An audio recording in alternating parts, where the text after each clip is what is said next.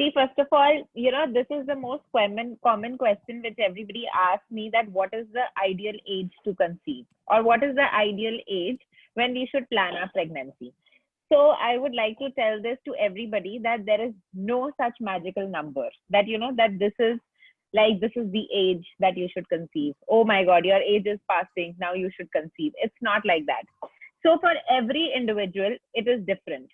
Maybe for you it is different, maybe for me it's different, because our priorities in life are different. When we are in our 20s, or we can say your late 20s or early 30s, we want that we should be professionally stable, we should be financially stable, and we think that we are not ready for it. And to some extent in today's world it is very, very true, because having babies at the age of 26, 28 is not very, an ideal situation for all of us. By the time we reach our 31, 32, 33, we are little, financially stable and mentally stable. And we think that, okay, now we are ready for it. But maybe our body is not ready for it then. So now what can be done about it? So I would suggest, or I would tell you that, as soon as you get married, or you are in your 26 or 30, and you have to decide that you want to become pregnant, maybe later or whenever you have to decide. But from your 26 or from your 30s, you should be in contact with your gynae and, get yourself evaluated, so that they can tell you that if you don't have any comorbidities, or if you don't have any associated problems, then even 35 is not too late, and even 40 is not too late. But the thing is, that's very important, that what is the ideal for you, because for everybody, for every individual, it is different. And like how people say, if you're 30, if you cross 30, you can't get pregnant, it's not like that. Yes, definitely the fertility factor decreases, the number of eggs in our ovaries, they decreases as we age. But see, we are born with 2 million eggs, and we don't menstruate, we don't ovulate that much. If we count totally, we only ovulate 300 times in our lifetime. So, but still we are left with so many of the eggs, right? So they're not going to get vanished, just because we have crossed 30, it's not going to get vanished.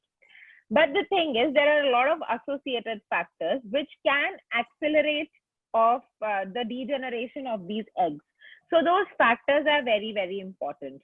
That's the reason that I tell that, for every individual, because every individual has their associated risk factors, have their associated environmental factors, and the associated habits. So basically all these things, they determine, and they will tell you that what is the ideal age for you to conceive.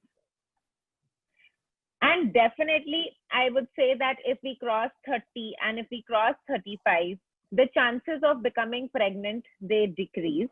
But yes, again, it is a very individualized statement. I can't comment and say that, after 30 you can't become pregnant, or after 35 you can't become. No, it's not like that.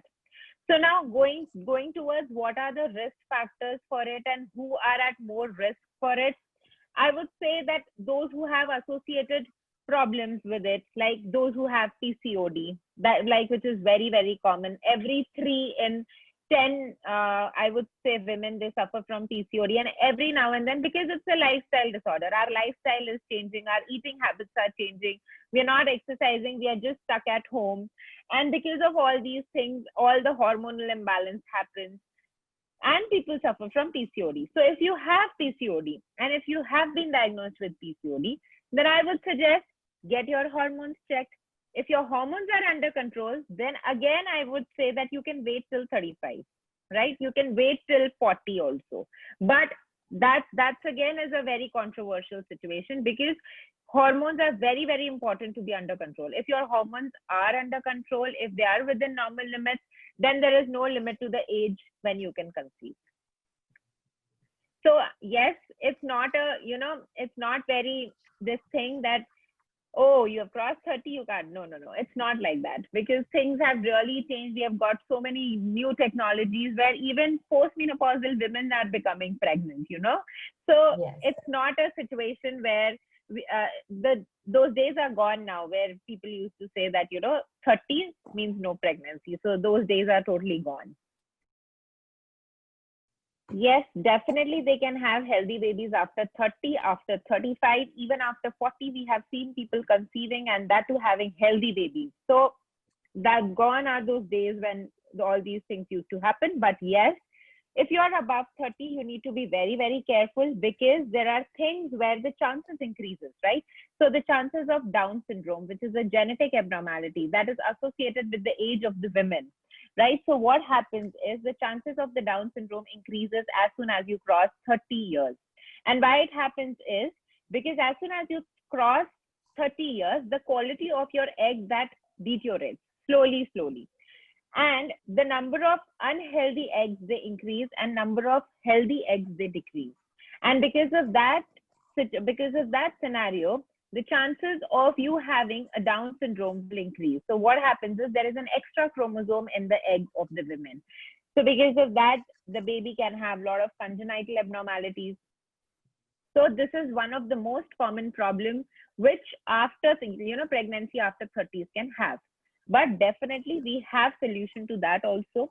If you think that you're above 30 or if you're above 35, then you should get yourself evaluated that if you don't have any genetic abnormalities, and from the very early in pregnancy or just before the pregnancy also, you should start having folic acid. Folic acid is going to be preventive. It's going to decrease these mutations and it will produce healthy eggs. It will improve the genetic structure of the eggs. So that's very important. So if you take it like 1 year or 2 years prior to your pregnancy, if you keep taking it, then the chances of this Down syndrome obviously decreases. And if you're already pregnant, then we have few tests which we run during the pregnancy to rule out that if this current pregnancy or if this current baby doesn't have the Down syndrome. So they are like at as early as 11 weeks when we do the scan. So that's an NT scan, the nuchal translucency scan, and that tells us whether the baby is going to develop the Down syndrome or not. So that's very early. So if we suspect that that NT is increased, and if we suspect that this pregnancy might lead to a Down's baby, then we can terminate at that time after confirmation with a lot of blood tests. So there are a lot of blood tests which happens at 13 weeks, lot of blood tests which happens at quadruple marker that happens at 16 weeks. So before 20 weeks, that is the legal gestation before which we can abort the pregnancy. So before that, we are evaluating all the risk factors and we are doing all the genetic screening. We are doing all the anomaly scan so as to prevent this Down syndrome, this Down's pregnancy reaching the term. So we are preventing it, and even if it has happened, we are determining it at a very early stage, and if it is there, then we can terminate the pregnancy as well. So this is one of the most common thing which pregnancy after 30 or 35 usually has problems with. And the other things are, if the women is 35 or if the women is 40 and are having their first children, then they might develop hypertension, diabetes during the pregnancy, which is not a very healthy pregnancy, right?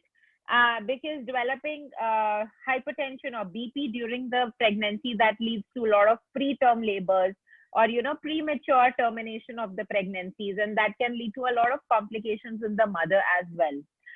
And then they can develop diabetes as well if they are 35 or 40, and then they can have low birth weight babies during the pregnancy because of the preterm termination of the pregnancy. But again, what we can do about it is, if we have a healthy lifestyle and if we maintain a good health till 35, 40, then definitely these problems can be overcome. So these are few problems which, if pregnancy happens after 30 or 35, these are few problems which women might suffer, but we have solution and prevention to all of them. It's not like definitely you're going to have, but you can have. The chances are more.